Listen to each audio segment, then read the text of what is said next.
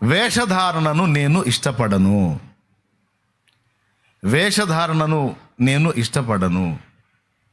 ఉంటే చల్లగానన్నా ఉండాలి, లేదా వెచ్చగానన్నా ఉండాలి. లోపల తేడాగా ఉంటా, బయటికి ఒక రకంగా కనపడి ఈ మోసగించేటువంటి విధానం నాకు నచ్చదు అనే దాన్ని బాహాటంగా తెలియజేస్తున్నాడు ప్రభు. అలాంటి పరిస్థితి ఒకవేళ మన దగ్గర కనబడితే ఎంత కోపం అంటే ఆయనకి, వేళ్లతో సహా ఎండిపోవటం అంటే ఏంటో తెలుసా? మొదల కంట నరకబడటం అంటే మళ్ళీ చెట్టు తిరిగి మొలిచే అవకాశం ఉంటుంది. వేళ్లతో సహా ఎండిపోతే ఇక మళ్ళా తిరిగి అది బ్రతికే ఛాన్సే లేదు. ఎందుకు వేళ్లతో సహా ఎండిపోయేటువంటి పరిస్థితిని కల్పించాడంటే ఆ చెట్టుకు పుట్టిన వేర్లే తేడాగా పుట్టినాయి. కొంతమంది ఎందుకు ఇలా వేషధారులుగా తయారవుతారు, కొంతమంది ఎందుకు పైకి ఒక రకంగా లోపలికి ఒక రకంగా ఈ నటనా జీవితాన్ని జీవిస్తారు? దీనికి కారణం ఏంటంటే వాళ్ళ పునాదులే సరిగా లేవు, వాళ్ళ బేసిక్సే సరిగా లేవు.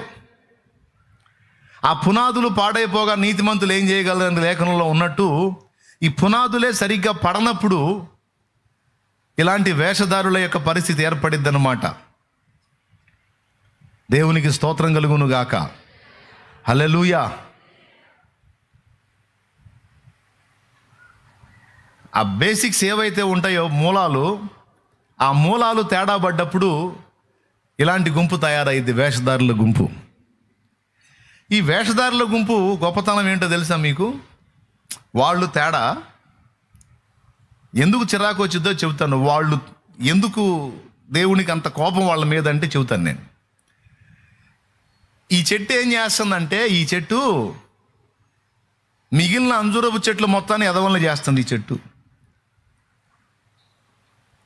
అర్థమైందా?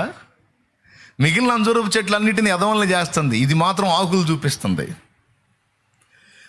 దూరం నుండి చూసేవాళ్ళకి ఇది గొప్ప చెట్టు, మహా గొప్ప చెట్టు, మామూలు చెట్టు కాదు, అబ్బా దీనికి ఎంత పెద్ద ఆకులు ఉన్నాయని ఇది ఆకులు చూపించి, మరి మిగిలిన చెట్లకు ఆకులు లేవు, కాయలు లేవు. ఎందుకంటే అన్సీజన్ అప్పుడు చెట్టు మోడ్లాగా అయిపోయి ఉంటుంది అంజూరపు చెట్టు.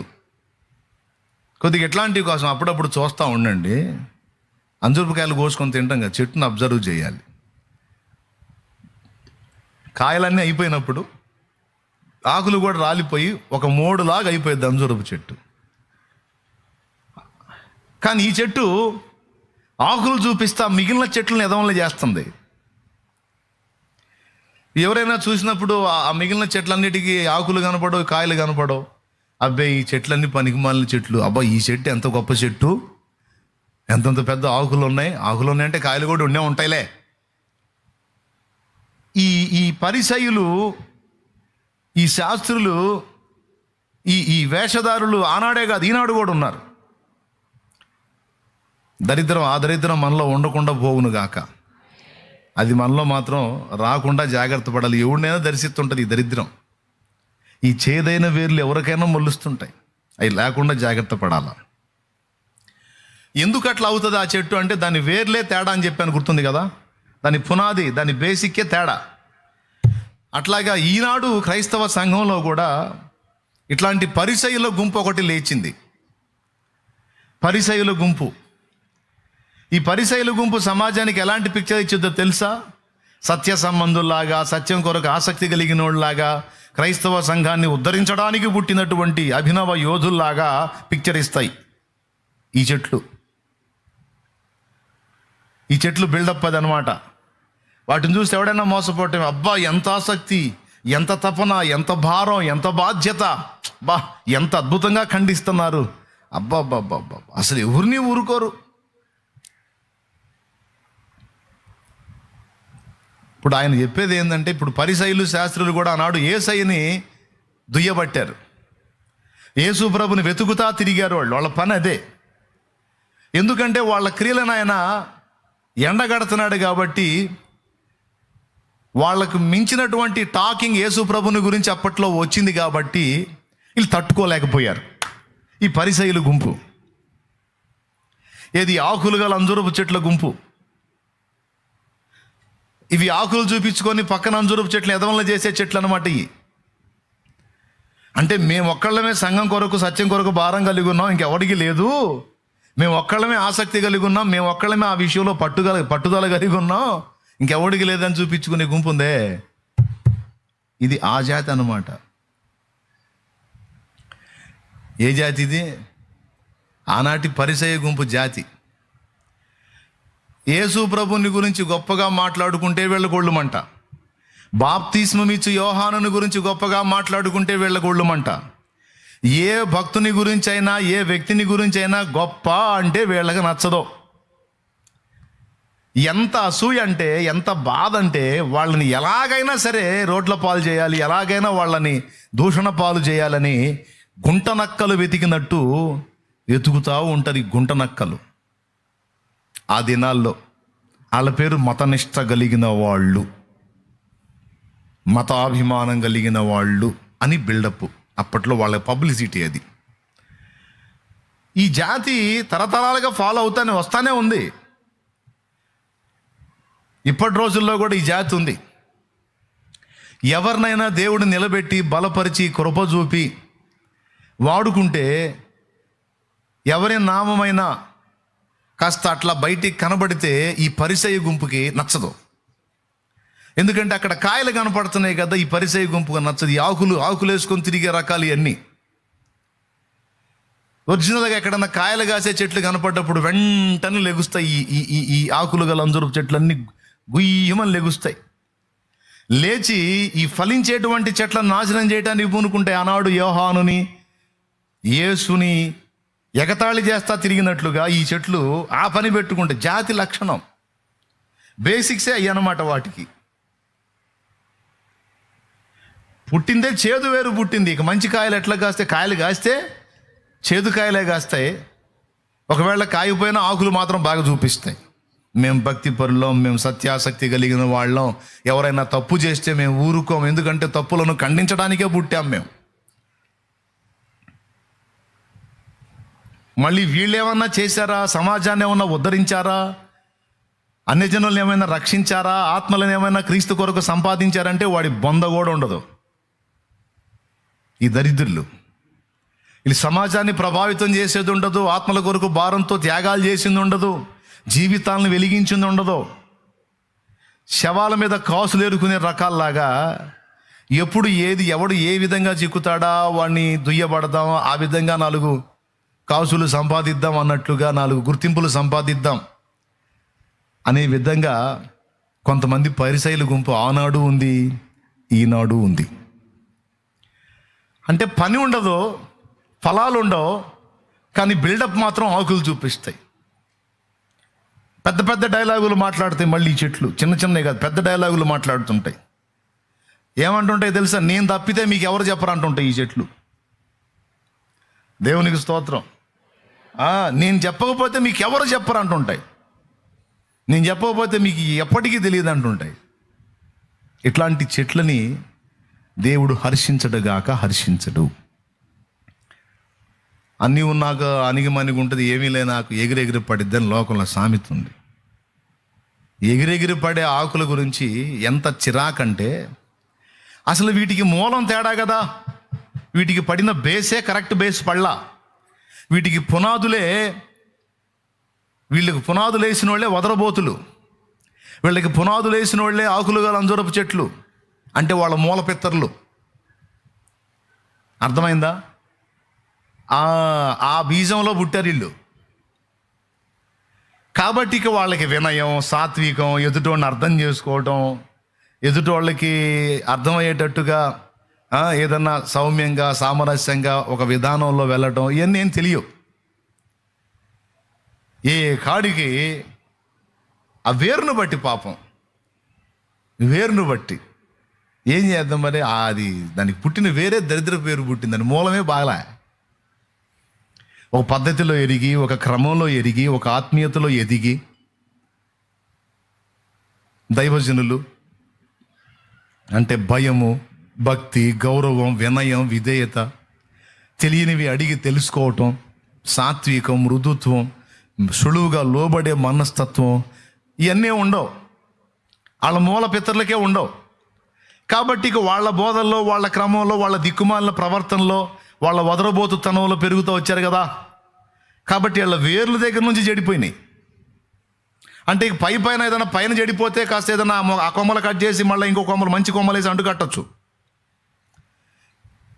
ఇప్పుడు చెట్టు పైన చెడిపోయింది అనుకోమా, కొమ్మలు కట్ చేసి మళ్ళీ ఏదైనా మంచి కొమ్మలు చెట్లు తీసుకొచ్చి అంటు కట్టచ్చు, అక్కడ నుంచి ఫలాలు మారుతాయి. కానీ దీనికి మూలమే వేరే, దాని మెయిన్ రూటే తేడా పడింది. కాబట్టి ఇక ఈ జీవితాలు బాగుపడవు. ఇక వాళ్ళ బతుకులు అంతే. ఎట్లాంటి వాళ్ళు మీకు క్రైస్తవ సంఘంలో యూట్యూబ్లో తగిలారు మీకు ఎప్పుడైనా తగిలారా ఇట్లాంటి వాళ్ళు? ఇక వాళ్ళకి రెండో పని లేదు. ఈ పాస్టర్ అట్ట, ఆ పాస్టర్ ఇట్ట, ఈ పాస్టర్ మట్ట, ఆ పాస్టర్ మెట్ట, వీళ్ళట్ట వాళ్ళిట్ట. ఇక వాళ్ళ జీవితం అంతా అదే. వాళ్ళు మళ్ళీ వాక్యం చదివి ఎవడు చూడ్డు, ఎవడు వినడు.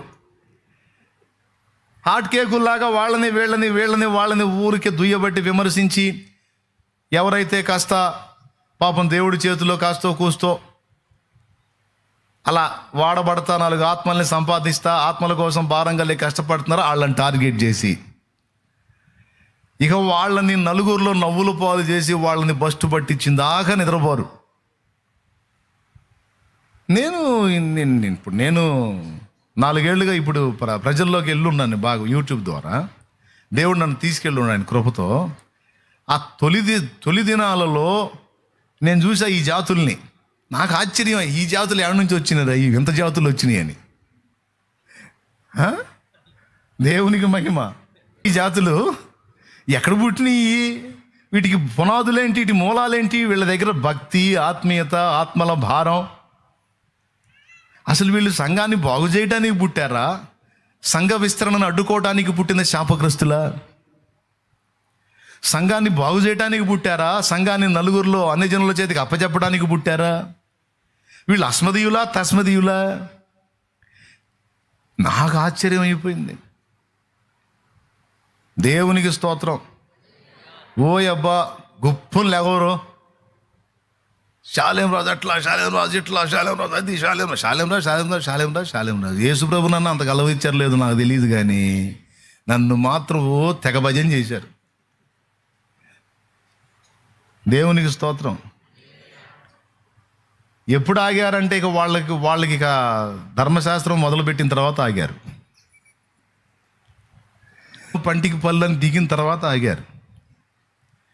అప్పటిదాకా సౌమ్యంగా సాత్వికంగా పోనీలే అర్థం చేసుకుంటారని మెల్లగా తగ్గించుకొని వెళ్ళే కొద్దీ గుప్పమని లేచారు. ఎక్కడెక్కడోడు కూడా ఇక ఇంట్లో అసలు ఒక కరేపాకు కూడా జల్లనోడు కూడా లైవ్ పెట్టి నా గురించి మాట్లాడటం మొదలుపెట్టి, ఇక మనోళ్ళు మనకు యోధులు ఉన్నారుగా, దేవునికి స్తోత్రం. దేనోడికి దానోళ్ళు తయారై ఉంటారు, దేవునికి మహిమ. ఇక మనోళ్ళు లేచి ఇక మొత్తం కలిసి వాడు ఒక పోస్ట్ పెడితే 10 మంది, వీళ్ళు 10 మంది లేచి 10 పోస్టులు పెట్టడం మొదలుపెట్టి, ఇక ఈ పోడు తట్టుకోలేక, అరే నేను ప్రచారం చేస్తే వాడి మీద ఒకడినే చేస్తున్నాను, నా మీద వాళ్ళు 10 మంది చేస్తున్నారు, లేకి పడుతున్నాను అని సర్దుకున్నారు ఇప్పుడు బిడ్డలు. లేకపోతే అమ్మ మళ్ళీ మొదలు పెట్టేవాళ్ళు. ఈ జాతులు అసలు ఎక్కడి నుంచి తేడా పడ్డాయి అంటే వాటి మూలాలే తేడా. దైవజనుల్ని ప్రేమించటం, వాళ్ళని దేవుడు దర్శించిన తీరును గౌరవించటం, భక్తి నేర్చుకోవటం, వినయం, సాత్వికం, తెలియనివి అడిగి తెలుసుకోవటం ఏముండవు. ముంగమూరి దేవదాసయ్య గారు ఒక సూక్తి చెప్పాడు. ఏ మతమును కానీ, ఏ వ్యక్తిని కానీ, ఏ డినామినేషన్ని కానీ దూషింపరాదు, ద్వేషింపరాదు, తెలియనివి దేవునిని అడిగి తెలుసుకోవలెను అని రాశాడు ఆయన ఒక సూక్తి. ఏమిటి ఆ సూక్తి అంటే, ఏ వ్యక్తిని కానీ, ఏ మతమును కానీ, ఏ డినామినేషన్, మతమును కూడా ఎత్తాడు. ఆ మతం అట్లా, ఈ మతం ఇట్లా, మన మతమే నిప్పు అనొద్దు. మిగిలిన మతాలను కూడా కాస్త చదవండి, పరిశీలించండి. అందులో కూడా సువార్తకు తగిన విషయాలు దొరికే ఛాన్స్ ఉందని చెప్పకనే చెప్పాడు ఆ మహానుభావుడు. మనం రఫ్గా పోతే, మీ అన్ని తప్పు మాదొక్కటే నిప్పు అనుకుంటా పోతే ఆత్మలను ఆలోచింపజేయలేవురా బిడ్డలారా. ఇతర మత సాహిత్యాలను కూడా పరిశీలించండి, అందులో సువార్తకు అనుగుణ్యమైన విషయాలను ఎత్తి వాళ్ళకి అందించండి. తప్పకుండా వాళ్ళు కూడా ఆలోచిస్తారు. మనుషుల్ని ఆవేశింపజేయకండి, ఆలోచింపజేయండి అనే విధంగా పెద్దలు మాట్లాడారు, ప్రవర్తించారు, అలాగూ బోధించారు. ఏబి మాస్లామణయ్య గారు పాట రాశాడు, పచ్చిగా రాసి పడేశాడు. ఏసే మానవ జాతి వికాసం.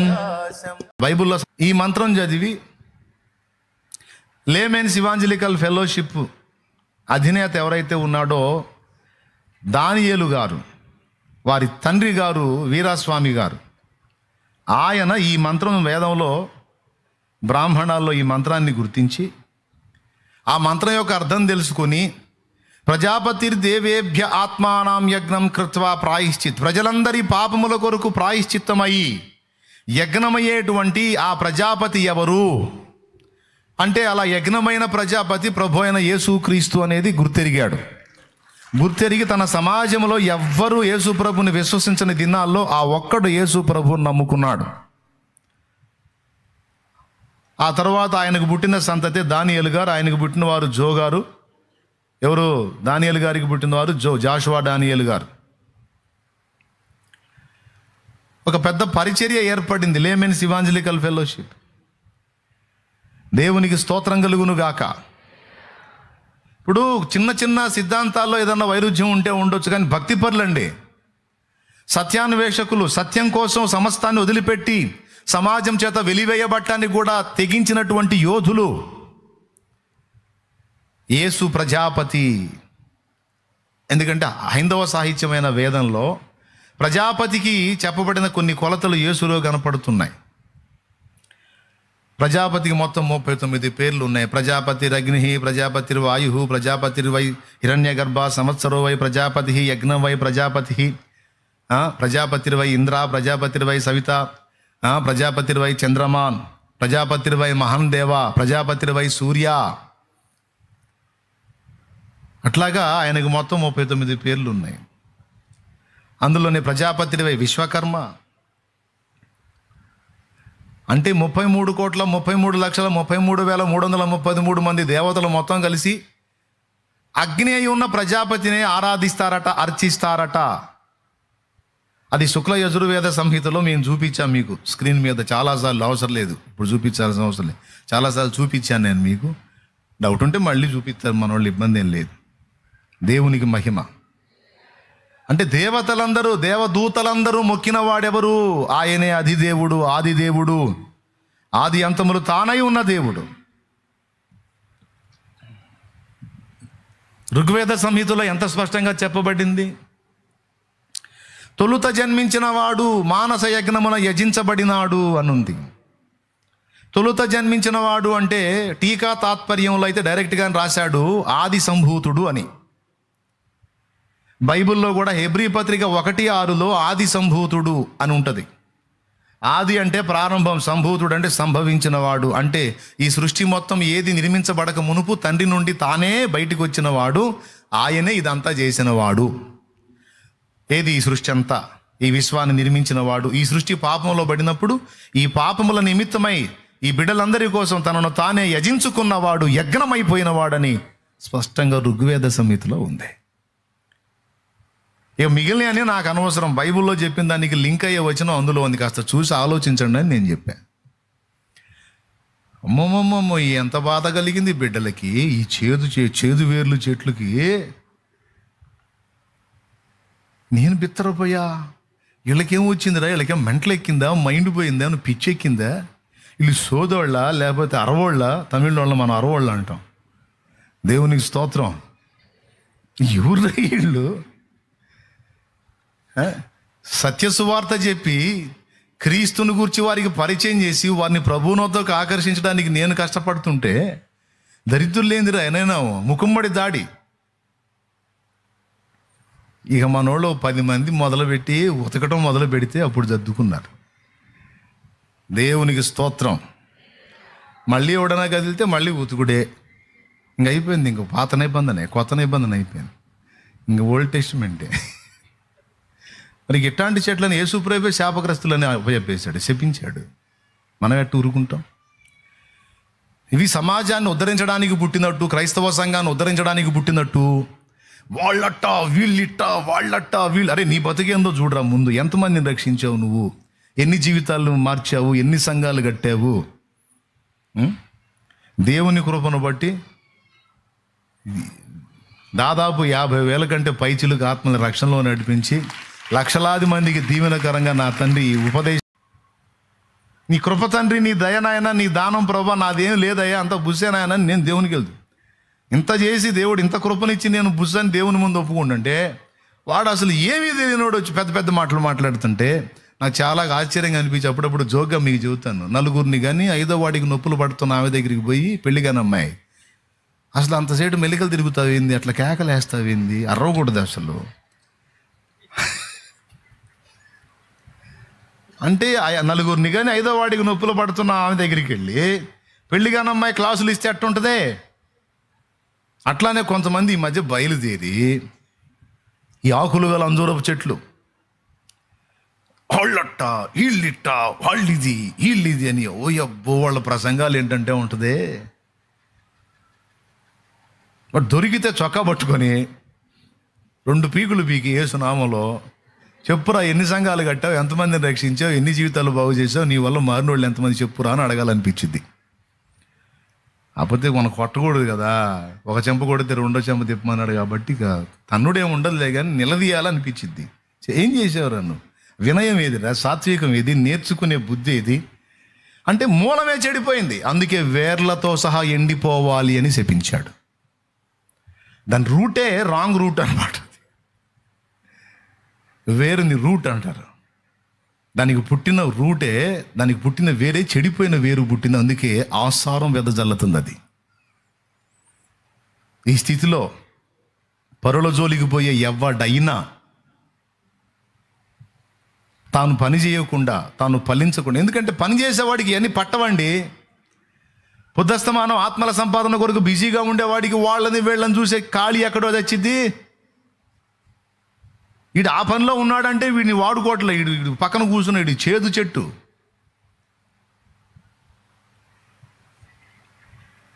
ఇది మీరు తెలుసుకోవాలని చెప్తున్నాను. ఇట్లాంటి చెట్లను చూసినప్పుడు, వాళ్ళ మాటలు విన్నప్పుడు, వాళ్ళు ఎవరి గురించి చెప్పినా తొందరపడి వాళ్ళు చెప్పే వ్యక్తుల విషయంలో అనుమానించవద్దు.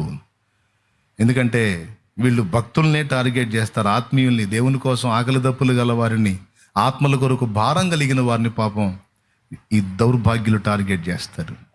అదే చదువుతుంది, మిగిలిన చెట్లన్నింటినీ ఇది ఎదంలో చేస్తుంటుంది అన్నమాట, ఆకులు చూపించింది. అర్థమైందా?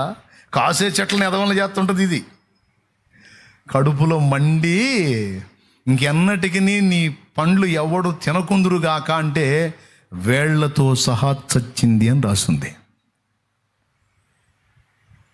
అది మార్చుకోవాలి, దిద్దుకోవాలి. లేకపోతే దీని కిందకి ఈ చెట్లన్నీ వస్తాయి. నేను చెప్తున్నాను, ఎదుటి వాళ్ళని విమర్శించి, ఎదుటి వాళ్ళని తప్పులు బట్టి, ఎదుటి వాళ్ళ లోపాలు దిద్దేటప్పుడు ముందు కాస్తో కోస్తో మనం నేర్చుకున్న అనుభవం, ఫలించిన అనుభవం, బోధింపదగినవాడు, చెప్పడానికి తగినవాడు అంటే అనుభవం కావాలి కదండి. ఇప్పుడు పెళ్ళైన అమ్మాయికి పాపం తొలికాను పోయినప్పుడు నలుగురిని కన్న తల్లి చెప్పిద్దమ్మా, ఇట్లా ఉంటుందిరా, కొంచెం నొప్పులు ఉంటాయి, బాధ ఉంటుందమ్మా, అయితే 12 బిడ్డను కంటావమ్మా, ఓర్చుకో తల్లి అంటే ఆ అనుభవం సరిపోయిద్ది. ఆ చెప్పే మనిషి చెయ్య పట్టుకొని తను బిడ్డని కంటది. అనుభవం కావద్దు.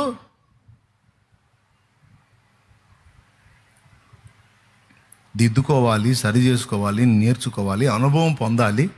ఆ అనుభవంలో ఏదన్నా వినయంగా 4 మాటలు, అయ్యా ఇదిగో ఫలానా దైవజనుడు ఇలా మాట్లాడుతున్నాడు, ఇది సబబు కాదయ్యా, కాస్త సరి చేసుకోయా అంటే బాగుంటుంది.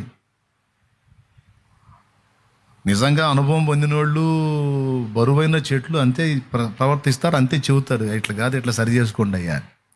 అది ఎగిరెగిరి పడిందంటే ఇది ఆకులు గల అంజూరపు చెట్టు, ఏ దగిలినా మీకు అది గుర్తుపెట్టుకుంటుంది. అదే ఇది పాఠం. ఇలాంటి వేషధారణ వ్యవహారాలని ప్రభు ఒప్పుకోడు. ఇలాంటి వ్యక్తులు సంఘానికి క్షేమం కాదు. అన్యజనులకు, మతోన్మాదులకు సంఘాన్ని పట్టించే రకాలు, సేవకుల్ని పట్టించే రకాలు వీళ్ళు. వీళ్ళ వల్ల క్రైస్తవ సంఘానికి నష్టమే తప్ప లాభం ఎంత మాత్రం ఉండదు. కానీ వాళ్ళు చెప్పుకోవటం మాత్రం మేము ఉద్ధరించడానికి పుట్టామంటారు. ఒట్టిదే నాశనం చేయడానికి పుట్టారు. భ్రష్టు పట్టియడానికి పుట్టారు. ఎందుకు చెప్తున్నానంటే ఆ సందర్భం అది కాబట్టి, ఇప్పుడు అక్కడ చదివిన దానిలో అది ఉంది కాబట్టి చెబుతున్నాను నేను. లేకపోతే ఎవరినో కడుపులో పెట్టుకొని చెప్పాలని ఈ వచనం చూపించడం కాదు, సందర్భం కాబట్టి చెప్పా. మీరు స్తోత్రం చెప్పండి. ఎంతమందికి అర్థమైంది? మీరు ఎటు కూడా సెల్ ఫోన్లు వీక్షిస్తూ ఉంటారు కాబట్టి అట్లా ఛానల్ ఓపెన్ చేస్తే వస్తూ ఉంటాయి. కాబట్టి ప్రతిదీ గుడ్డిగా నమ్మొద్దు. తొందరపడి దేవుని పాత్రలను తొందరపడి తోలనాటం కానీ, ఎగతాళి చేయటం కానీ, హేళనగా మాట్లాడటం కానీ నా బిడ్డలుగా ఉన్నవారు ఎవ్వరూ చేయొద్దు. నన్ను వెంబడించే వాళ్ళు ఇక్కడ కానీ, దూరంలో కానీ, ఏ గ్రామంలో ఉన్నా, ఏ ప్రాంతంలో ఉన్నా, ఏ రాష్ట్రంలో ఉన్నా, ఏ జిల్లాలో ఉన్నా, ఇతర దేశాల్లో ఉన్నా, షాలేం రాజు అనేవాడిని వెంబడించే వాళ్ళు మాత్రం దైవజనుల్ని గౌరవిస్తారు, గౌరవించాలి. ఆ మనసు కలిగి ఉంటారు, ఆ ఆత్మ కలిగి ఉంటారు. తొందరపడి దేవుని సంబంధుల్ని ఎవడి మాటలో విని మనం తోలనాటం కానీ, తృణీకరించటం కానీ చెయ్య రాదు. ఓకేనా? ఇది ఒక పాఠం. రెండవ పాఠం ఏంటి ఇందులో? మొదటి పాఠం ఏంటంటే, ఈ ఆకులు చూపించి దేవుని పనికి విఘాతం కలిగించే దిక్కుమాలిన దౌర్భాగ్య శిఖామణులను దేవుడు వదిలిపెట్టడు. ఆ వేర్లతో సహా ఎండిపోవాలని శపించాడు. అక్కడ యెరూషలేములో కూడా ఇదే టైప్ వ్యక్తులు ఉన్నారు. వాళ్ళు నిజంగా సత్య సంబంధులై దేవుని ఎడల వినయాసక్తి కలిగిన వారైతే యేసు ప్రభుని హత్తుకొని ఉందరు. కానీ యేసు ప్రభుని ఎలాగూ సంహరించుదుమా అని వారు ఆలోచన చేసుకుంటారంటే శాస్త్రులు, పరిసయ్యులు, వాళ్ళు ఏ జాతికి చెందిన తండ్రి క్రియలనే చేస్తున్నారు అన్నాడు. ఎవరు మా తండ్రి అంటే ఆయన చెప్పాడు, అపవాది తండ్రి, మీ తండ్రి అపవాదిరే అన్నాడు. మేము అబ్రహాము సంబంధులం అన్నారు. మీరు అబ్రహాము సంబంధులు అయితే అబ్రహాముకి నేను ఎవరో తెలుసు, నీకు తెలియకపోయింది. మీరు అబ్రహాముకు ఒకవేళ ఆ బీజానికి పుట్టారేమో కానీ మీ లక్షణాలన్నీ అపవాది లక్షణాలు. నిజంగా అబ్రహాము సంబంధమైన వాడు నన్ను విశ్వసిస్తాడు అని ప్రభు సాక్ష్యం ఇచ్చాడు. ప్రియులారా, ఈ జనాంగం అనేది ప్రతి తరములోనూ ప్రతి జనములోనూ ఉంటుంది గనక ఇలాంటి వేషధారులైనటువంటి ఆకులు కలిగి ప్రగల్భాలు పలికి పక్క వాళ్ళని వెధవల్ని చేయడానికి ప్రవర్తించేటువంటి ఈ వ్యక్తులను, ఈ గుంపుని ప్రభు నిరసించాడు. ఇలాంటి చెట్లను ఆయన శపించినట్టు దేవుని గ్రంథంలో రాయబడి ఉంది. వేషధారణ ఇష్టపడ్డాడు ఆయన. ఉన్నది ఉన్నట్టుండు, నువ్వు నటనలు చేయొద్దు, నాటకాలు ఆడొద్దు. సరే ఉన్నావా అట్లుండు. నువ్వు తెల్లగా ఉన్నావో నల్లగా ఉన్నావో ఏది ఉన్నావో దేవుని ముందు ఎలాగున్నావో అలాగ ఉండు. నువ్వు సరి చేసుకో, దిద్దుకో, మారు మనసు పొందు, రూపాంతరం చెందు, అంతే. కానీ ఇతరులను వెధవలు చేయడానికి, ఇతరులను తేడా చేయడానికి, ఇతరులను నిందపాలు చేయడానికి ఎన్నడూ ట్రై చేయొద్దు. పిచ్చ కోపం ఆయనకది. ఇది మీకు అర్థమైందా? అయిపోయింది. ఇది మొదటి పాఠం.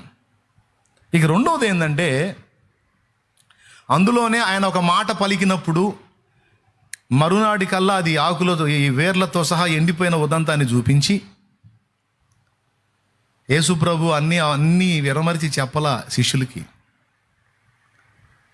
లేకపోతే అక్కడ ఆ పాఠం కూడా చెప్పాల్సింది. అసలు ఎందుకు శపించావు ప్రభువా అని వాళ్ళు అడిగేది ఉంటే ఆయన చెప్పేది ఉండే, చెప్పలా, ఆ విషయం చెప్పలా.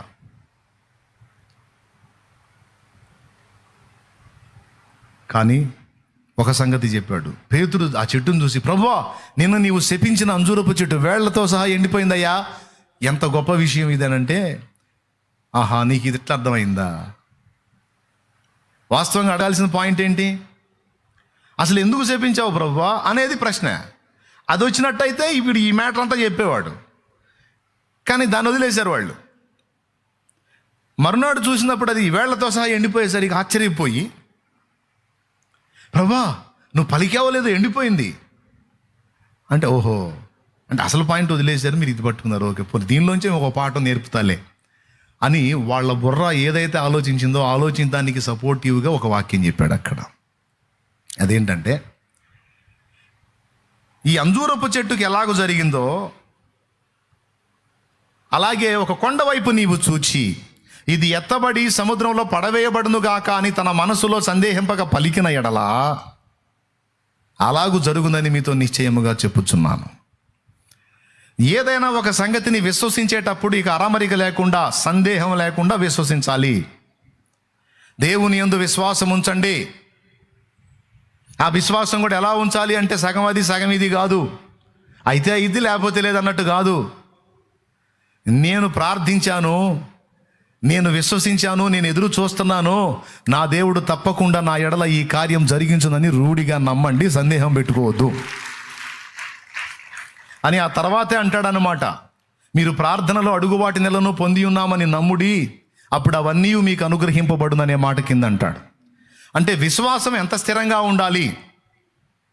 దేవుని దగ్గరకు వచ్చి ఏదైనా ఒక విషయం అడిగినప్పుడు, ప్రార్థనలో నువ్వు దేవునికి నీ మనవులు తెలియజేసినప్పుడు, దేవుడు తప్పనిసరిగా నీకు ప్రతిఫలం ఇస్తాడని నమ్మే విషయంలో రాజీ ఉండొద్దు అని కూడా రెండవ పాఠం నేర్పాడు. కొంతమంది ప్రార్థన చేస్తానే ఉంటే ఒక పక్క డౌట్ కొడతానే ఉంటుంది. ఇలాంటి ప్రసంగం విని ఒక ముసలమ్మ ఒక ఆమె పోయే దారిలో ఒక పెద్ద గుట్ట ఉందంట. అంటే గుట్ట ఆమెకేం అడ్డం లేదు, అయ్యగారు చెప్పాడు ఇది ఈ కొండను చూసి లేచి సముద్రంలో పడమంటే పడిద్ది అని చెప్పి ప్రసంగం చేశాడు కదా అని ఆ గుట్టకాడికి పోయి, ఏ సునాములో ఈ గుట్టలేసి అవతల పడును కాక అని ఒక్కని చూస్తుందంట, పడిందా లేదా అని. అంటే ఒక్కరిని ఎందుకు తెరిచి చూసింది? సరే పళ్ళ, అప్పుడు అండి నాకు తెలిసి ఇది పడదని అసలు మాట అప్పుడు బయట పెట్టింది. ఏమని? నాకు తెలుసు ఇది పడదని. అంటే లోపల నిశ్చయిత ఏంటి? జరగదని. కానీ బయటికి పలికిందేంటి? జరగాలని. అది ఎట్లా అయింది? కొంతమంది తెలివితేటలు ఇట్లా తగలబడతాయి. దేవునికి మహిమ. ఎన్నిసార్లు చెప్పినా వాళ్ళకి అర్థం కాదు. మనం పెదవులతో ఏం పలుకుతున్నామో అనేది సెకండు, మనం లోపల ఏది విశ్వసిస్తున్నామో అనేది మొదటిది. ఏమైనా అర్థమైందా మీకు? నువ్వు ఏం అంటున్నావో అనేది రెండవది చూస్తాడు, ఏమి అనుకుంటున్నావో దానికి మెయిన్గా దేవుడు ప్రయారిటీ ఇస్తాడు. అర్థమైందా? ఆయన వారి హృదయము నెరిగి, హృదయము హృదయము హృదయము హృదయము హృదయము హృదయము ఎన్నిసార్లు రాసిందో. హృదయమందు విశ్వసించిన ఎడల, హృదయమందు నమ్మిన ఎడల.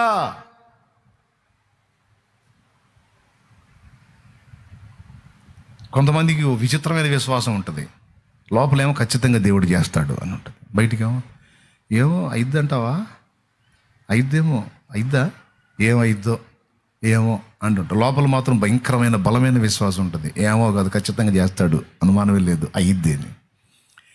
కొంతమంది బయటికి ఖచ్చితంగా అయిద్ది అంటారు, లోపలేమో ఏమో అయిద్దో కాదు. నాకేం తెలుసు, అక్కడ క్లియర్గా చెప్పాడు, సందేహపడేవాడు దేవుని దగ్గర ఏమీ పొందడని. ఈ ఒక్కచోటే కాదు, యాకోబు రాసిన పత్రికలు కూడా చెప్పాడు. పిల్లలు లేరు ఒక సోదరికి, 17 ఏళ్ళు పిల్లలు లేరు, 17 ఏళ్ళు పెళ్ళై నా దగ్గరకు వచ్చింది. అన్నా నాకు పిల్లలు లేరు, 17 ఏళ్ళు అయింది పెళ్ళై.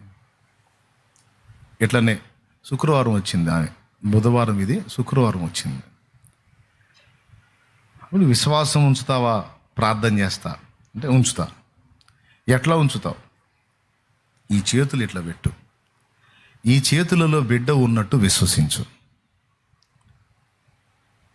ఊహలో ఏదో ఊహించుకో అంటాం కాదు, ఊహైనా సరే అది విశ్వాసంతో కూడిందైతే ఆ ఊహల్ని కూడా నిజం చేస్తాడు, ఊహకు మించిన కార్యాలు కూడా చేస్తాడు. ఎందుకంటే వాక్యం స్పష్టంగా చెప్పింది, అడుగు వాటి కంటే, ఊహించు వాటి కంటే. ఎస్, ఇప్పుడు మన ఊహ అయినా లోకంలో ఎవరినో మనిషిని బట్టి ఊహించుకోవట్లేదుగా. మనం ఎవరిని బట్టి ఊహించుకుంటున్నాం? కొంతమంది వెటకారించి ఊహలు ఊహించుకుంటే జరుగుద్దంట్రా, అబ్బాయి అమ్మాయి ఊహలు జరుగుతాయా, ఊహలో ఊహలో అనొచ్చు. ఎటకారాలు చేసేవాడు దేన్నైనా ఎటకారం చేస్తాడు, ఆడికి ఏం తెలిసి వచ్చింది? బైబిల్ తెలిసి అవదుగా. ఆడు ఎటకారం చేస్తాడు, ఆడు ఎటకారాలతో మనకు అనవసరం. వాడు ఊహలు ఎగతాలు చేసేటందుకు నువ్వు పాట పాడు. ఊహలు నాదు ఊటలు నా యేసు రాజా నీలోనే ఉన్నవి, ఊహలు నాదు ఊటలు నా యేసు రాజా నీలోనే ఉన్నవి, ఊహ కందవు నీదు ఆశ్చర్య క్రియలు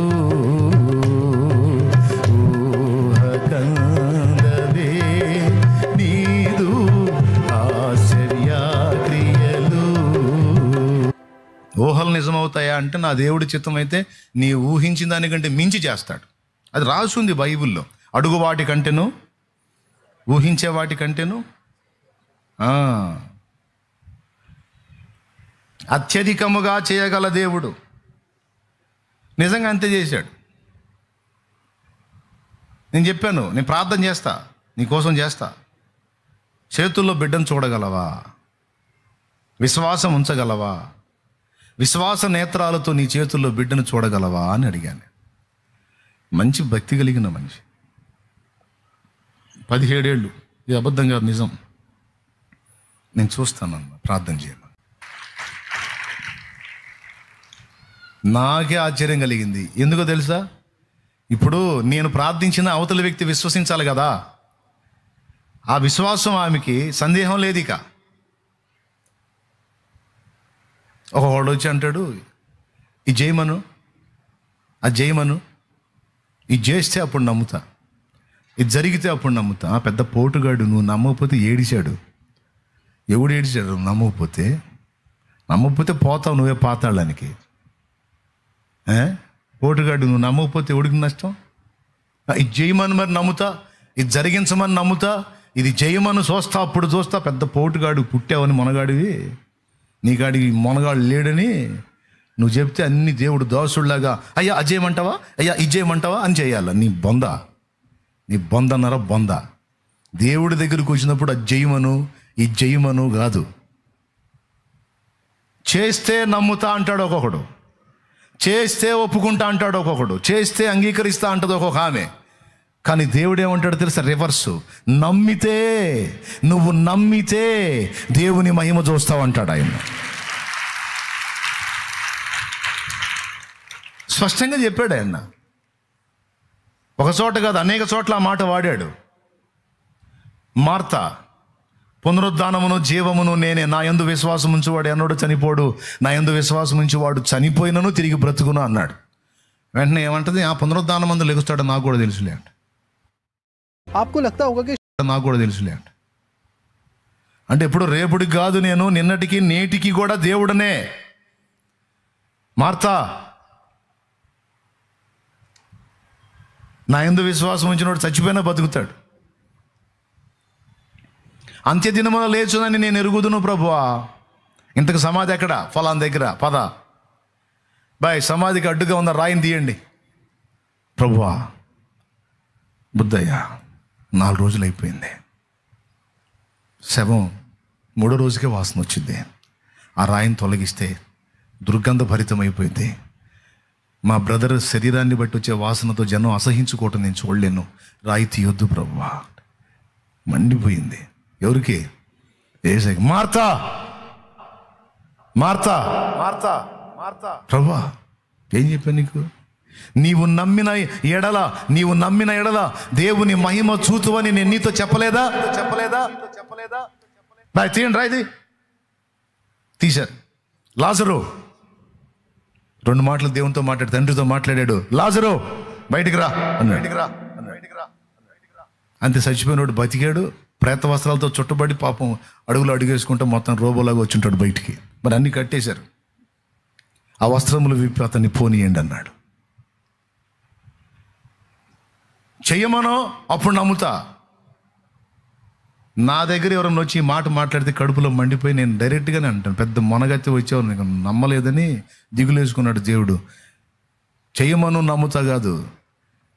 ఒకడు వచ్చి అంటాడు, చేయమను బ్రదరు, చేయమని నమ్ముతా. నువ్వు నమ్మకపోతే నేను యేసుప్రభు దిగులేసుకొని కూర్చున్నాడు పెద్ద పోటుగాడు. అట్లా మాట్లాడవాకంటారు. దేవునికి స్తోత్రం. మరి చేయమను అట్లా చెప్పలా బైబిల్లో. నీవు నమ్మిన ఎడల, చెప్పండి అందరు చెప్పండి, నమ్మిన ఎడల. అందరు రాసుకున్న అవసరం అయితే, నమ్మితే దేవుని కార్యం, నమ్మితే మహిమను చూస్తాం, నమ్మితే రక్షణ పొందుతాం, నమ్మితే నిత్య జీవం పొందుతాం, నమ్మితే కార్యాలు చూస్తాం. నమ్ముట ముందు, కార్యాలు తర్వాత.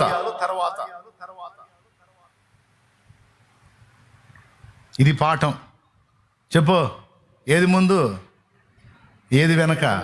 ఈ రివర్స్ గాళ్ళంతా కొంతమంది వచ్చి చేయమను అప్పుడు నమ్ముతా, చేయమను. ఈ పాస్టర్లు కూడా ఉన్నారు ఎట్టండి ఇందులో.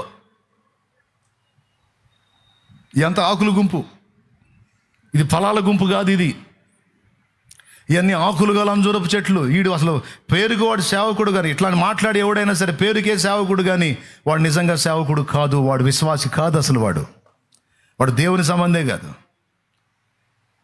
అది చేయమని అప్పుడు నమ్ముతాననేది ఏందిరా నువ్వు? దేవుడు చేయలేదా కార్యాలు? దేవుడు కార్యాలు చేయలేదా?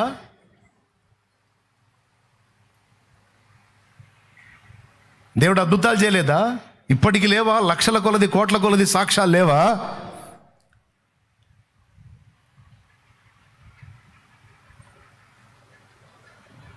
ఎవరైనా సరే చెయ్యమనో నమ్ముతా అన్నోడు రివర్స్లో ఉన్నాడని అర్థం. అటు పాస్టర్ అయినా సరే రివర్స్లో ఉన్నాడు, వాడు దేవుని సత్యానికి వ్యతిరేక దిశలో ఉన్నాడు, వాడు తేడా అని అర్థం. చెయ్యమనో నమ్ముతా, ఇదిగో వీడికి చేయలేదు చెయ్యి దెప్పిమని నమ్ముతా అనే పాస్టర్ని చూశాను నేను ఒకడిని. వీడికి చేయలేదు చెయ్యి దెప్పిమనో అంటే సవాళ్లకు లొంగి ఎప్పుడన్నా అద్భుతాలు చేశాడా యేసయ్య? చెప్పండి ఒకసారి మీరు. సవాళ్లకు లొంగి అంటే ఇప్పుడు వీడికి చేయి తప్పితే అప్పుడు నమ్ముతావా? ఓకే అరే రారా అని యేసుప్రభు వీడికి అద్భుతాలు చేశాడా? అలా అడిగిన వాళ్ళు ఏమన్నాడు తెలుసా? వ్యభిచారులైన చెడ్డతరమ వారు సూచక క్రియను అడుగుతున్నారు, యోనాను కూర్చున్న సూచక క్రియే కానీ మరి ఏ సూచక్రియ వారికి అనుగ్రహింపబడదని పచ్చిగా తిట్టు వదిలిపెట్టాడు. ఆయన మామూలుగా ఉండదు, ఎట్లియాలి అట్టిస్తాడుగా. బోధకుడా, మేము చూచినట్లు ఆకాశం నుండి ఏ సూచక్రియ చూపుతున్నావు నువ్వు? ఏదైనా ఒక కార్యం చూపించు, అప్పుడు నమ్ముతాం అంటే శిష్యుల వైపు తిరిగి వ్యభిచారులైన చెడ్డతరం వారు సూచక్రియలను అడుగుతున్నారు.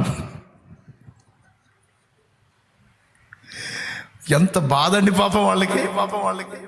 అస్సలు మొహమాటం ఏమన్నా ఇంత మొహం అంటే వాళ్ళు ముఖాలు చూసుకుని ఉంటారు. వామ్మో ఇంత మాటను మనల్ని వ్యభిచారులు. ఓ అసలు ఈ బోధకుడు జోలికి పోవటమే తప్పురా. మనం పచ్చిగా ముఖం మీదే తిట్టేస్తున్నాడు. దేవుని దగ్గరికి వచ్చి శబదాలు సవాళ్ళు చేస్తే పగిలిపోద్ది మొహం. మర్యాదగా దేవుని దగ్గరికి వచ్చి దేహి అని అడుక్కోవాలి, దేవుని పాదాలు పట్టుకోవాలి. ఫస్ట్ చేయాల్సింది అంటే నమ్మాలి. నేను ఆ సోదరికి చెప్పాను, విశ్వసించింది, కార్యం చూసింది.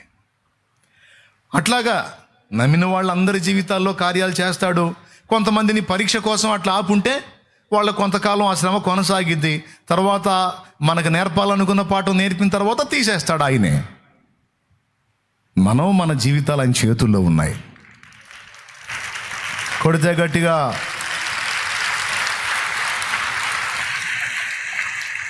చెయ్యమను నమ్ముతా కాదు. అందరూ అనాల్సిన మాట ఏంది? నమ్మితే చేస్తాడు నా దేవుడు. పెద్ద పోటుగాడు వచ్చావు, చెయ్యమను చూస్తా కాదు, నీకు దమ్ముంటే నమ్ము, అప్పుడు చూస్తావు కార్యం అనాలి. ఇదే మాట మార్తాతో అన్నాడు యోహాను సువార్త 11వ అధ్యాయంలో. ఇదే మాట దయ్యం పట్టిన కుమారుణ్ణి కలిగినటువంటి తండ్రితో అన్నాడు మార్కు సువార్త 9వ అధ్యాయంలో. అతను వచ్చి, ప్రభువా నీ చేతనైన ఎడల ఈ దయ్యమును వెళ్ళగొట్టు, నీ వలన ఏమైనా అయిన ఎడల ఈ దయ్యమును వెళ్ళగొట్టు అన్నాడు. ఎందుకంటే నీ శిష్యులు వెళ్ళగొట్టలేకపోయారు, వాళ్ళు వెళ్ళగాలేదు, నీ వల్ల ఏమన్నా ఇద్దా అని అడిగాడు. వాడి సాహసం చూడు. అప్పుడు ప్రభు అన్నాడు, నా వల్ల ఇద్దా అని అడుగుతున్నావు, మరి నమ్మటం నీ వల్ల ఇద్దా అన్నాడు. నమ్ముట నీ వలనైతే నమ్మువానికి సమస్తము సాధ్యమే, సమస్తము సాధ్యమే, సమస్తము సాధ్యమే. ఒకడు అంటాడు, నూనె రాసి ప్రార్థన చేయమని ఉంది కదా, నూనెకి ప్రార్థన చేయటం ఏంది? స్తోత్రం. నూనె రాసి ప్రార్థన చేయమని ఉంది కదా, నూనెకు ప్రార్థన చేయటం ఏంది?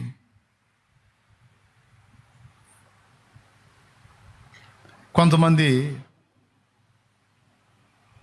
కొన్ని ఏదో వాళ్ళు వాడుకునే మందులు తెచ్చుకుంటారు. ఆ టాబ్లెట్లు, ఆ టానిక్లు అవి తెచ్చుకొని, ఆ గుట్ట అయితే సంచిలో తెచ్చుకొని అయ్యా ప్రార్థన చేయి అంటారు. కొంతమంది పిల్లలు పెన్నులు తెచ్చుకుంటారు. ఇప్పుడు రాయాల్సింది ఇటు బ్రెయినా ఆ పెన్నా? వాడు ఆ పెన్నును తీసుకొచ్చి ఇచ్చి అన్న పెన్నుకు ప్రార్థన చేయి అంటాడు. ఏం చేయాలి? మీకు తగిలినాయి ఎట్లాంటివి? సేవకులకు తగిలి కొంతమంది విత్తనాలు తీసుకొచ్చి విత్తనాలకు ప్రార్థన చేయమంట. కొంతమంది కాయలు తీసుకొచ్చి కాయలు ఇచ్చి ఆ కాయలకు ప్రార్థన చేయంటారు.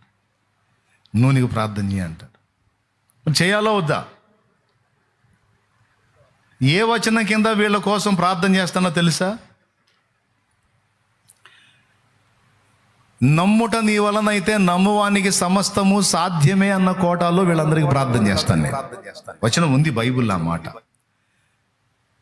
ఈ నూనె రాసి ప్రార్థించినప్పుడు కార్యం జరుగునట్లు, ఇదిగో ఈ నూనెను దేవుడు తన ప్రభావంతో నింపునట్లు ప్రార్థన చేయి అన్నప్పుడు, ప్రభువా ఆ నూనె రాసి ప్రార్థించిన స్వస్థత, ఆ నూనెలో కూడా నీ శక్తిని నింపమని నేను ప్రార్థన చేస్తా.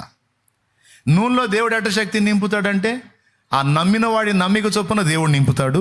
అలా ప్రార్థించిన నూనెను రాసుకొని బాగుపడ్డ వాళ్ళు చాలామంది ఉన్నారు. మరి ఎట్లా జరిగింది?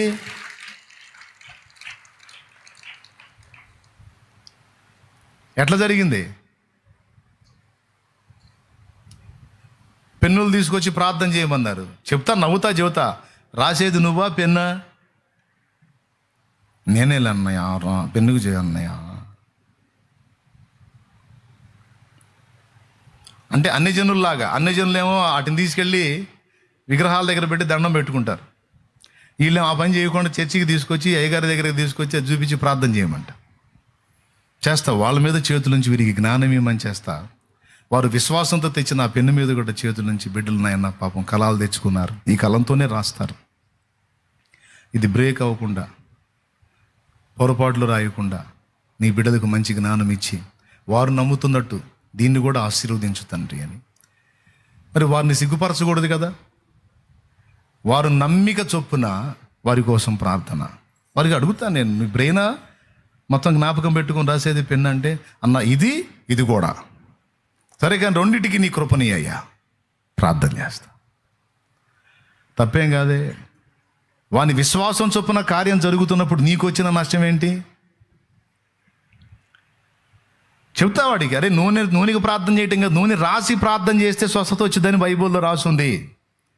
తప్పకుండా రాస్తాను అన్నయ్య, నూనె రాసుకుంటా, నేను రాసుకొని ప్రార్థన చేస్తాను. ఎదుటి వాళ్ళు కూడా రాసి ప్రార్థన చేస్తాను. అది ఓకే. ఈ నూనెకి కూడా దేవుడు తన ప్రభావం ఇచ్చినట్లు ప్రార్థన చేయంటే చేస్తాను. ఎందుకంటే పరిశుద్ధుల వస్త్రాలకు కూడా దేవుడు శక్తిని, ప్రభావాన్ని ఇచ్చాడు. వస్త్రానికి ప్రభావం ఇచ్చిన దేవుడు నూనెకి ప్రభావం ఇవ్వడా? ఇచ్చేవాడు ఇవ్వగలేంది, నీకు వచ్చిన నొప్పింది. మరీ వింత. దీనికా అది కోడిగుడ్డు మీద ఈకలు వీగినట్టు. గుడ్డు మీద ఈకలు ఏం దొరుకుతాయి? కోడి మీద దొరుకుతాయి. కానీ వీడికి ఏదో ఒకటి కావాలా వంక ఎదుటి వాళ్ళని తప్పు పట్టడానికి. అందుకని వాళ్ళు అట్ట చేశారు, వీళ్ళు ఇట్ట చేశారు, వాడు దానికి చేశాడు, వీడు దీనికి చేశాడు. అసలు అట్ట చేయవచ్చా? మర్మం ఒకటి బయటికి తీశానని మొదలుపెట్టి దాని మీద ప్రసంగాలు, లెక్చర్లు, వీళ్ళు బొంద. దేవునికి స్తోత్రం కలుగునుగాక. చేదు ఊటలో క్రొత్త కుండలో ఉప్పు తీసుకొని రమ్మని ఆ ఉప్పు తీసుకెళ్ళి ఆ చేదు ఊటలో వేస్తే ఎలీషా చేదైన నీటి ఊట తీయగా మారినట్లు లేఖనంలో దేనికైనా శక్తిని ఇవ్వగలడు, దేనైనా దేవుడు వాడుకోగలడు. నువ్వెవడో చెప్పడానికి? దానికి ప్రార్థన చేయటం ఏంది, దీనికి ప్రార్థన చేయటం ఏంది? దానికి ప్రార్థన చేయటం కాదు, ప్రార్థన దేవుడికి చేసేది. దానికి శక్తిని ఇవ్వమని ప్రార్థన చేస్తాం. గింజలు తెచ్చుకుంటారు. అన్న పొలంలో జల్లబోతున్నాను అన్న ప్రార్థన అంటే ప్రార్థన చేస్తాను. వెళ్ళేటప్పుడు చెబుతాను, కన్నీళ్లతో ప్రార్థన చేసి విత్తమ్మ, సంతోషగానంతో పంట కోస్తావు అని చెప్తాను నేను.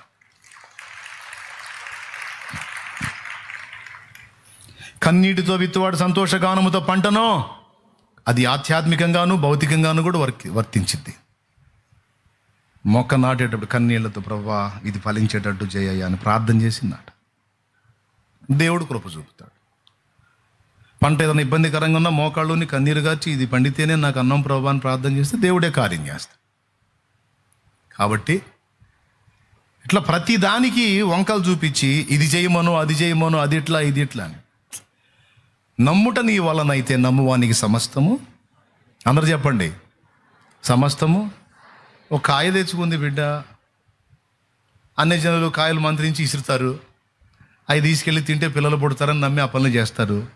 వాళ్ళ దగ్గరికి పోలేదే, చర్చికి వచ్చింది, దేవుని సన్నిధికి వచ్చింది. నేను వాళ్ళ దగ్గరికి వీళ్ళ దగ్గరికి నేను పోనన్నా, ఏదన్నా ఉంటే నా దేవుడు చేయాల కార్యం.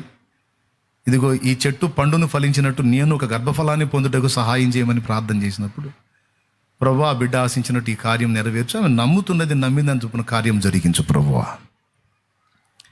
విశ్వాసాన్ని బట్టి కార్యం. కొంతమంది దీన్ని ఒక వ్యాపారంగా చేస్తారు. నూనెలు అమ్మటం, కాయలు అమ్మటం, ఇది తప్పు, ఇది రాంగ్. ఇక అదొక వ్యాపారం. కొంతమంది అట్లాగా ఇక మూఢాచారాల వైపు తిప్పే అవకాశం ఉంది, అది తప్పు. మళ్ళీ దాన్ని ఒప్పకూడదు. విశ్వాసం, నేను విశ్వాసంతో ఈ ప్రయత్నం చేస్తున్నాను అన్నయ్య, ప్రార్థన చేయండి, దేవుడు కార్యం చేస్తాడు. నీ విశ్వాసం నిన్ను రక్షిస్తుంది, నీ విశ్వాసం నిన్ను స్వస్థపరుస్తుంది, నీ విశ్వాసం నీలో కార్యసిద్ధి కలుగజేస్తుంది. నీవు నమ్ముతున్నావా? అవునన్నా నేను నమ్ముతున్నా, జరిగిది పో. అంతేగాని మళ్ళీ కాయల వ్యాపారం పెట్టకూడదు, మళ్ళీ నూనె వ్యాపారం పెట్టకూడదు. మళ్ళీ కొంతమంది వీటిని అమ్మేవాళ్ళు ఉన్నారు. మొన్న ఒక ఆయన చూశాను, ఆయన కొంచెం తేడాగా ప్రవర్తించాడు. ఇట్లాంటివి పెట్టి ఇప్పుడు మామూలుగా ఇది ఒక 15-20 రూపాయలు ఉందనుకో, ఇది 100 రూపాయలు అనుకో, ఇది 50 రూపాయలు, అట్లాగా అది అది అది బిజినెస్ కిందకి వెళ్ళిపోయింది. అది తప్పు, అది రాంగ్.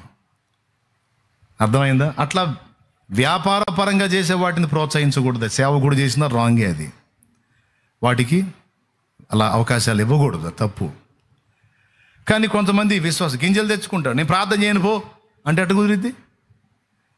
ఆడు పెన్నులు తెచ్చుకుంటాడు, నేను ప్రార్థన చేయను పో అంటే ఆడు ఫీల్ అవుతాడు. అందుకని అటు దగ్గరికి తీసుకున్నాడు, బుర్రలో బాగా ప్రశ్నలకు జవాబులు ఈ ప్రభు అని వాడు బుర్ర కోసం ప్రార్థన చేసి ఆ పెన్ను కూడా వాడు తెచ్చుకున్నాడు. ఈ పెన్ను నేను ప్రార్థన చేయలేదనుకో, అన్న పెన్నుకు చేయలేదుగా, పోద్ది, ఇక నేను ఫెయిల్ అవుతానని వాడు మెంటల్గా ఫిక్స్ అయిపోతాడు. ఒరే నాయన నువ్వు అట్లా విశ్వసించొద్దురా, ఇదిగో పెన్ను ఇటీ ముట్టాను పెన్ను, ఓకేనా, ఇక నీ పెన్ను బ్రేక్ అవ్వదు, పో రన్నింగ్లో ఉంటుంది పో అని. లేకపోతే వాడే అన్న నా నెత్తి మీద చేయబెట్టుగా నా పెన్నును ముట్టుకోవాలా, ఇంక పోయింది పో, ఇక నా పరీక్ష ఫెయిల్ అవుతా నేను అనుకుంటానే పోతాడు వాడు. ప్రభువా నీ వలనైతే ఇది చేయవా అంటే, నమ్ముట నీ చేతనైతే నమ్మువానికి సమస్తము సమస్తము సమస్తము. అది అది ఎగతాళి చేయకూడదు ఎదుటి వాళ్ళ విశ్వాసాన్ని. ఒకవేళ అది అజ్ఞానం అయితే వాడికి జ్ఞానం చెప్పాలి. ఒకవేళ వాడు ఆలోచన యుక్తమైతే అది నెరవేరినట్లు ప్రార్థించాలి. నేను చెప్పింది మరీ చోద్యంగా లేదు. ఖాళీ చేతులను చాపి ఆ చేతుల్లో బిడ్డున్నట్టు నువ్వు విశ్వసించు, అది జరిగిద్ది అని చెప్పి చేసిన ప్రార్థనకు ఆ బిడ్డ నమ్మిక చొప్పున 2 సంతానాన్ని దేవుడు 17 ఏళ్ల తర్వాత ఇచ్చాడంటే అది సామాన్యం కాదు కదా. ఈ 17 ఏళ్లలో ఎన్నో ఆసుపత్రులు తిరిగి ఉంటారు, ఎన్ని ప్రయత్నాలు చేసి ఉంటారు, ఎన్ని తిప్పలు పడి ఉంటారు. ఇన్నేళ్లు జరగని కార్యం కేవలం దేవుని యందు విశ్వాసం ఉంచుట నేర్పడం ద్వారా అది జరిగింది. దేవుడు చేస్తాడంతే. నీ నమ్మికను సిగ్గుపరిచే దేవుడైతే కాదు. దేవునికి స్తోత్రం కలుగునుగా. కొన్నిసార్లు నేను అసలు నిజంగా దేవుడు ఇలా చేస్తాడా, ఇలా నమ్మితే చేస్తాడని పరీక్ష కోసం కూడా కొన్నిసార్లు నాకు తెలియక దేవుణ్ణి శోధించిన రోజులు ఉన్నాయి. నేను శాంతినగర్లో పరిచర్య ప్రారంభించినప్పుడు అసెంబ్లీ స్పీకర్ ఒకటి సరిగా రావట్లేదు. నాకు హౌజా కంపెనీ స్పీకర్ కావాలి ప్రభు అని మోకాళ్ళుని కంపెనీ పేరెత్తి ప్రార్థన చేశా.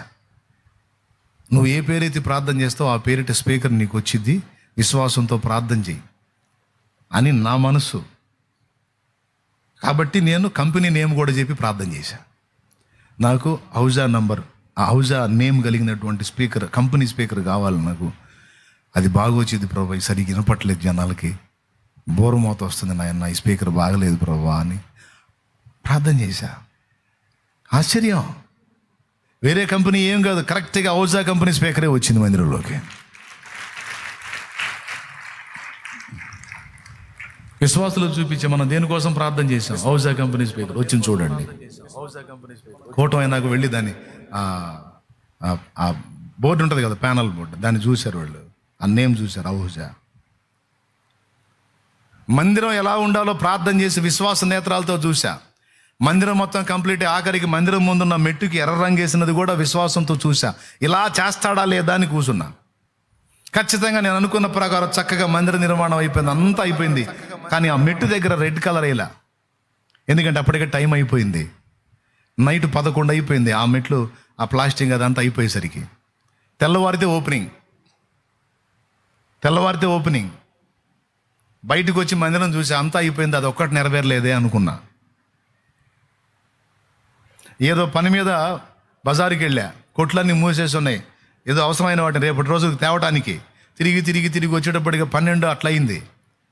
తెలిసిన వాళ్ళని పట్టుకొని ఒక కొట్టు ఓపెన్ చేయించుకొని మాకు కావాల్సింది తీసుకొని వచ్చేటప్పటికి ఇక్కడికి వచ్చేసరికి మేస్త్రి ఒకడు ప్రేరేపించబడి ఎర్ర రంగు రెడ్ ఆక్సైడ్ సిమెంట్లో కలిపి నేను వచ్చేటప్పటికి ఆ మెట్టు కూడా మొత్తం ఎర్ర రంగు పెట్టి పడేశాడు. నీ చెప్తే వినేవాడికి చోచంగా ఉంటుంది కానీ నిజం. మరి ఏం చేయాలా? విశ్వాసంతో దేవుడు చేసిన కార్యాలన్నీ వినేవాడికి వింతలుగా ఉంటాయి. అనుభవించిన నాకు కృతజ్ఞతలు, స్తోత్రాలు. అట్లాగా ఇక్కడ 10 సెంట్లు ఫస్ట్ తీసుకుంది. ఇక ప్రతి పక్క స్థలానికి ప్రార్థనే.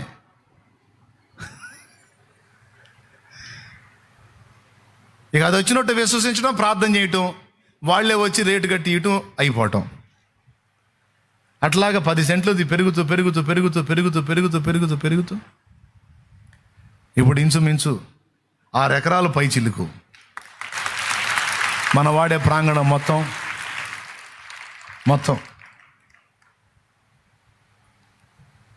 ఎట్లా సాధ్యం? విశ్వాసం, ప్రార్థన. కొంతమంది అయితే పొరపాటును కూడా చర్చి వాళ్ళకి అమ్మో అన్నారు. మళ్ళీ చూడండి, నా ప్రతాపం చూపిస్తే పొరపాటును కూడా వాళ్ళకి అమ్మున్నారు. నాకు తెలిసింది, నువ్వు అమ్మేది మీ తాతయ్య అమ్ముతాడు, నేను మోకాళ్ళు వేసి కూర్చుంటా, నా దేవుడే చూసుకుంటాడు, ప్రార్థన చేసి వచ్చి ఇచ్చి వెళ్ళారు. లేకపోతే జరిగిద్దా? ఇప్పుడు అంతా అయిపోయి ఇప్పుడు దానికి వెళ్ళబడ్డాం. చూడండి, గట్టి చూడండి, అటు ఏం చూస్తున్నారు? అది దేవునికి స్తోత్రం కలుగును గాక. ఇప్పుడు అటు పెట్టే విశ్వాసం ఏడు సిగ్గుపరుస్తాడా? మన నమ్మికను ఆయన సిగ్గుపరిచే దేవుడు కాదు. మన విశ్వాసాన్ని సిగ్గుపరిచే దేవుడు కాదు. నమ్ముట నీ వలనైతే నమ్మువానికి సమస్తము సాధ్యమైన చిన్నవాడిని తీసుకొని రండని ఆ దయాన్ని వెళ్ళగొట్టి బాగు చేసి తండ్రికి అప్పచెప్పిన నా దేవుడు. కాబట్టి విశ్వాసంతో చూడటం, విశ్వాసంతో మాట్లాడటం, విశ్వాసంతో ఎదురు చూడటం, విశ్వాసంతో నడవటం నేర్చుకోవాలండి. ఊహలు ఊహించుకో, ఊహలో అని కొంతమంది పగటి కలలుగాను జరుగుతాయి పాపం అని వెటకారాలు చేస్తారు. వాడు పగటి కళ్ళు అనుకొని, ఊహలు అనుకొని, నీదైతే నీది విశ్వాసయాత్ర. నా దేవుడు నెరవేరుస్తాడు, నా దేవుడు కార్యాలు చేస్తాడు. ఆయన యందు నువ్వు పెట్టుకున్నటువంటి ఊహలకు మించిన కార్యాలు చేయకపోతే అప్పుడు అడుగు. ఎందుకంటే నేను పొందుకున్నాను. చిన్న బిడ్డలాగా ప్రభు కార్యాల కొరకు విశ్వాసం ఉంచి పట్టజాలనంత పొందుకున్నాను. అదే విశ్వాసంతో ఈరోజు మీతో కూడా మాట్లాడుతున్నాను. కొండను చూచి నీవు మనస్సున సందేహింపగా ఇది లేచి సముద్రంలో పడవేయబడమని మనసున సందేహింపగా ఒకడు పలికినది అది అలాగూ జరుగునని మీతో నిశ్చయముగా చెప్పుచున్నాను. నీవు ప్రార్థనలో అడుగు వాటి నెలను పొంది ఉన్నామని నమ్మిన నిశ్చయముగా అవి నీకు దొరుకునని చెప్పున్నాను. యేసుప్రభు చెప్పాడు. కాబట్టి ఏం సందేహం పెట్టుకోవద్దు. అన్నయ్య ఇది చేస్తాడా, అది చేస్తాడా, నీకు యుక్తమైంది, నీకు మేలుకరమైంది, నీకు కీడుకరం కాంది, ప్రభువుకు సంతోషం కలిగించేది ఏదైనా తప్పకుండా చేస్తాడు. నువ్వు అడిగిన దానిలో న్యాయం ఉంటే, ఆ ఆశ న్యాయమైంది అయితే తప్పకుండా ఆమెనంటాడు. అది జరిగింది. ఏనాటికైనా దాన్ని పొందుకొని తీరుతావు నువ్వు, అందులో న్యాయం ఉంటే. ఆమెనానో ఇంత క్లియర్గా చెప్పిన మళ్ళీ ఆమె అనాలి. అట్లాంటి మాట వచ్చినప్పుడు నా విశ్వాసవోడయాత్ర, ఇంకేం సందేహం లేదుగా. పెట్టుకుంటే నేను చేయగలిగింది ఏం లేదు, డౌట్లు పెట్టుకుంటే. విశ్వాసం ఏమండి, నా భర్త మారట్లేదు, నా భార్య మారట్లేదు, పిల్లలు మారట్లేదు అని అంటూ ఉంటాం. ప్రార్థన చేయమ్మా మారతాడన్న. 4-5 నెలలు ప్రార్థన చేసి వచ్చేదని వాడు మారడు సావడన్నయ్య, వాడు దుర్మార్గుడు, వాడు సచ్చిందాక మారడు బతుకంతే అన్న. అంటే మోకాళ్ళు వేసి కూడా దుర్మార్గుడిగానే చూస్తూ ఉంటుంది. వాడెట్ట మారతాడు? నువ్వు ఏది నమ్ముతున్నావు అదే జరుగుతుంది. మోకాళ్ళు ఉన్నప్పుడు ఏం చూడాలా? ఆ కఠినాత్ముడు మారి దేవుని పాదాల చెంతకు వచ్చి సాగిలపడి అతను ప్రార్థన చేస్తూ అతను నిలువు మోకాళ్ళ మీద ఉన్నట్టు నువ్వు చూడాలి. నువ్వు మోకాళ్ళు ఉన్న ప్రతిసారి అతను నిలువు మోకాళ్ళ మీద ఉన్నట్టు చూడాలి. ప్రభా, ఇదిగో నేను ఇది విశ్వసిస్తున్నాను, ఇలాగున జరుగునుగాక, ఇలాగ నమ్ముతున్నాను ప్రభా, కృప చూపు. నా తండ్రి చిత్తం అయితే ఆమెన్ అంటాడు. ఆమెన్ అన్నాడండి, ఇంకా అంతే. నేను సౌలు కాడికి మొనగాడా ఏమండి? భయంకరమైన దుర్మార్గులు మారిపోయిన నరహంతకుల కాడికి మొనగాడా? అలాంటి వాళ్ళే మారి వచ్చి అంతుని నిలువు మోకాళ్ళు వేసి హల్లెలూయా స్తోత్రం అంటున్నాడు. గొంతులు కోసిన దుర్మార్గులే మారిపోయి మోకాళ్ళు వేసి ప్రార్థన చేస్తున్నారు ఈరోజు. వాళ్ళ కాడికి దుర్మార్గుడు ఏం కాదు, నా దేవుడు తలుచుకుంటే వాడిని మారుస్తాడు, వచ్చి మోకాళ్ళు వేసి మొత్తుకుంటాడు.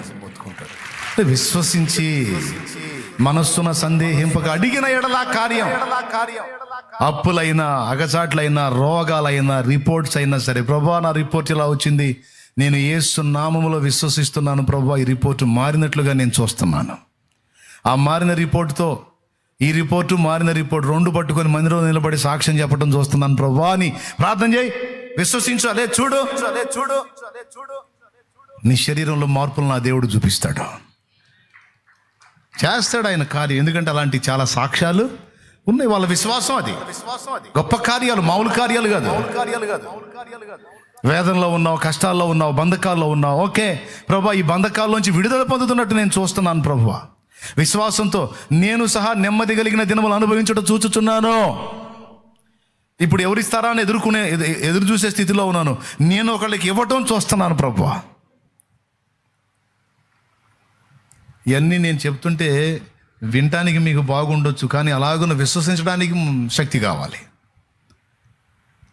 అలాంటి శక్తి నువ్వు కలిగి ఉంటే తప్పకుండా దేవుడు ఆ స్థితికి నేను తీసుకొస్తాడు. Amen, amen. అది ఈరోజు నీకే ఉపాధి లేదు. నువ్వు మోకాళ్ళలోనే ప్రతిసారి విశ్వాసంతో చూడు, నీ దగ్గర 10 మంది పని చేస్తున్నాడు చూడు, నా దేవుడు చేస్తాడు. నీకే ఉపాధి లేదు, నువ్వు 10 మందికి అది భౌతికమైనదైనా ఆత్మీయమైనదైనా నీ విశ్వాసము చొప్పుననే నీకు కలుగుతుంది. నేను చెప్పాల, వాక్యం చెప్పింది. ఇది పాఠం. మొదటి పాఠం, వేషధారణని ఒప్పుకోడు. నేను భక్తుడిని, పక్కన వాళ్ళంతా ఎదవులు అనేటువంటి వ్యవహారంలో ఉండేవాడిని దేవుడు ఒప్పుకోడు. ఇదంతా పరిసయ్య జాతి, ఆకులు గల అంజూరపు చెట్ల జాతి. ఇది మొదటి పాఠం. అయితే రెండో పాఠం ఏం నేర్పాడు అక్కడ? విశ్వాసముతో ప్రార్థించు, ప్రార్థించినది పొంది ఉన్నానని విశ్వసించు, సందేహం పెట్టుకోవద్దు. నీవు విశ్వసించిన దాని ప్రకారం ప్రతిదీ నువ్వు పొందుతావు. కొంతమంది భలే విశ్వాసం ఉంచుతారు. ఏమన్నా తెలుసా? ఉన్నయన్నీ పోయినట్టు, దీపం ఆరిపోయినట్టు, ఆ బాగలేక మూలుగుతున్నాడు చచ్చినట్టు, పిల్లలు పరీక్ష ఫెయిల్ అయినట్టు, పోతుంటే యాక్సిడెంట్ అయినట్టు. అవ్వంగానే లేదు, నాకెందుకో ఫస్ట్ నుంచి నేను అనుకుంటానే ఉండవా? అదే జరిగింది. అంత రివర్స్. అన్ని దరిద్రపై విశ్వసించి ఊహించుకుంటూ ఉంటారు. ఎప్పుడన్నా కానీ ఖాళీ దొరికిందంటే చాలు అంత రివర్స్లో ఊహించుకుంటాడు. నేను చెప్తున్నాను, అదే జరిగితే. ఎప్పుడు కూడా అట్లా వ్యతిరేక ఫలాలని ఎన్నడూ కూడా చూడొద్దు. దేవుడు నీకు ఇచ్చినంతలో ఆశీర్వాదకరమైన ఉన్నత ఫలాలను చూడు, వాటిని స్వతంత్రించుకో. దేవుడు కృపనిస్తాడు. ఓకేనా?